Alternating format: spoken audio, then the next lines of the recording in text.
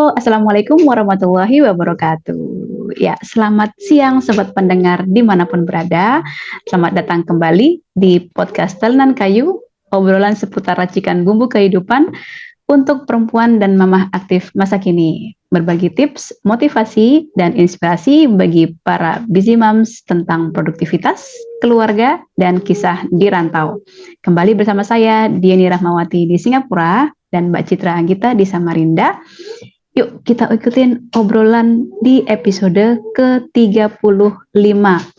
Ya, oke, ke-35 ini kembali kami sesi tea time, yaitu sesi tanya jawab ya Mbak ya, Q&A session tentang pertanyaan-pertanyaan umum di seputar topik podcast kami. Nah, kali ini masih tentang bullet journal. Saya akan tanya ke Mbak Citra ya. Nah, Oke. Mbak, boleh nggak sih Mbak pakai bullet journal tapi nggak terstruktur atau nggak detail atau tidak dipakai setiap hari gitu? Tidak diisi tiap hari ya. Ya. Jadi ada 2 pertanyaan ya. Ini based on pengalaman juga baca-baca metode bullet journal ya. Maksudnya pengalaman kita berdua kan ya selama menggunakan gitu. Jadi kalau misalnya boleh nggak terstruktur atau nggak detail. Jadi selama ini yang orang-orang khawatir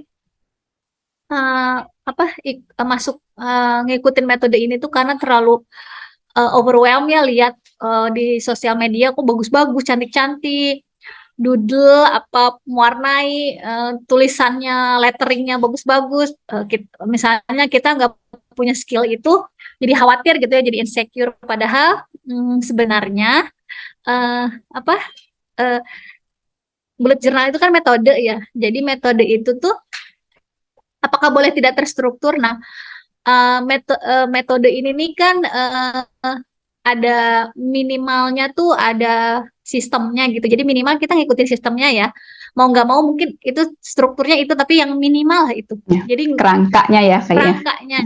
Jadi ada 4 core collection kan, itu ya dasarnya. Jadi mungkin itu aja dulu ikutin.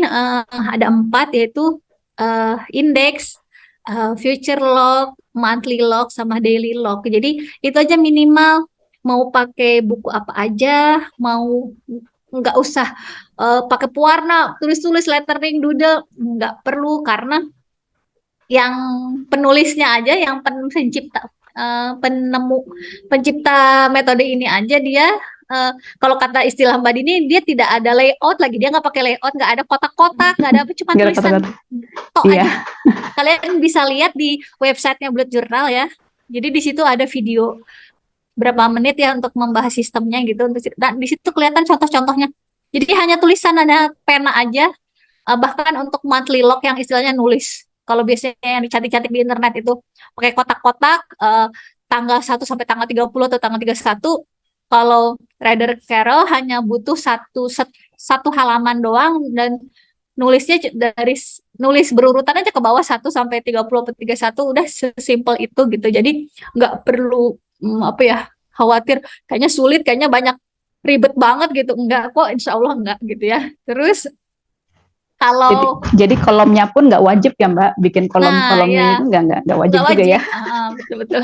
Kadang itu ya tergantung orangnya, mau ditambahin begitu dan itu dibikin dia senang, bikin semakin produktif, nggak masalah kan ya. Tapi kalau udah menurut kita nggak perlu, nggak apa-apa gitu. Yang penting core collection-nya ada gitu, karena ini sistem metode ya. Terus nggak apa-apa kalau nggak nulisnya tiap hari. Nah, menurut Ryder Carroll sendiri nggak masalah nggak nulis tiap hari. Karena kalau misalnya skip, kadang kan kita naik turun ya, rajinnya untuk mengisi gitu ya. Kalau skip nggak masalah, kita lanjutkan, istilahnya nggak perlu dikosongin juga, lanjutkan aja ke hari yang kita ngisi. Misalnya kita ke skip hari Selasa ya, jadi habis Senin, sekarang hari Rabu, ya udah lanjut ke halaman sebelahnya tuh hari Rabu aja gitu.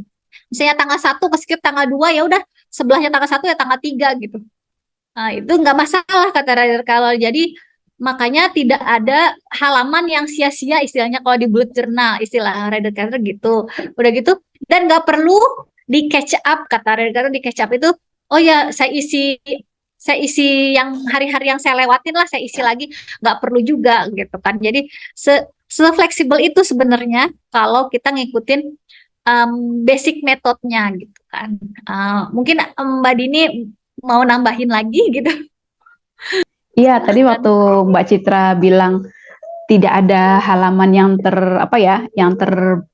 yang terbuang ya, yang terlewatkan gitu.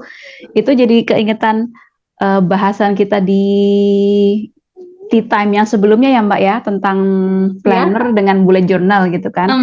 Nah, memang kalau itu juga sih yang menambahkan kelebihan bullet journal adalah biasanya kalau kita pakai planner yang sudah ada tanggalnya. Nah, itu kan mau nggak mau, kalau misalnya terlewat tanggalnya, akhirnya dilompatin ya. Kita mesti lompatin halaman itu gitu kan. Kecuali memang mau dicoret gitu ya tanggalnya, terus ditulis ulang. Tapi kan akhirnya kalau ada yang ke-skip, tanggal seterusnya harus diganti semua kan. Nah semacam itulah. Jadi kadang itu yang banyak orang yang nggak tahu itu. Kadang itu yang orang banyak nggak tahu. Jadi akhirnya berapa lembar nih saya ke-skip, ya udah dikosongin lembar itu, yang berharap bakal di catch up padahal nggak akan sempet gitu sebenarnya. Jadi itu nggak apa-apa kata mereka. Jadi maksudnya kita nggak perlu memusingkan hal yang mungkin kita harus lebih fokus hal yang lebih penting kayak gitu. Mungkin Redcar ngajarin gitu. Betul lebih fokus setuju. hal yang penting. Mungkin oke. Ya, jadi sekarang mudah-mudahan jadi lebih lebih jelas gambarannya ya, dan tidak terlalu terpaku, bullet journal itu terlalu complicated, terlalu detail banget gitu kan, dan harus konsisten gitu. Nah, padahal sebetulnya kalau dari si pencipta metode ini sendiri pun dia udah bilang bahwa ini fleksibel menurut kebutuhan kita gitu. Jadi kita yang pegang kontrol, bukan bullet journal yang mengontrol kitanya harus kayak gimana gitu sebetulnya ya. Gitu. Betul. Seru-seru, menarik. Iya. Kalau ada teman-teman yang mungkin nambahin, bisa di kolom komentar ya. Boleh. Ya, betul sekali. Kalau ada teman-teman yang lain yang mau punya tanggapan yang lain, atau mungkin malah ada pertanyaan susulan, nah silahkan bisa dituliskan di kolom komentar channel YouTube kita di podcast Telanan Kayu. Hafiz, assalamualaikum. Waalaikumsalam. Maaf ya. Oke, baiklah. Kalau begitu, insya Allah kita jumpa lagi di sesi podcast atau sesi tea time yang berikutnya. Terima kasih semuanya untuk teman-teman yang nanti menyimak. Assalamualaikum warahmatullahi wabarakatuh. Terima kasih Mbak Citra.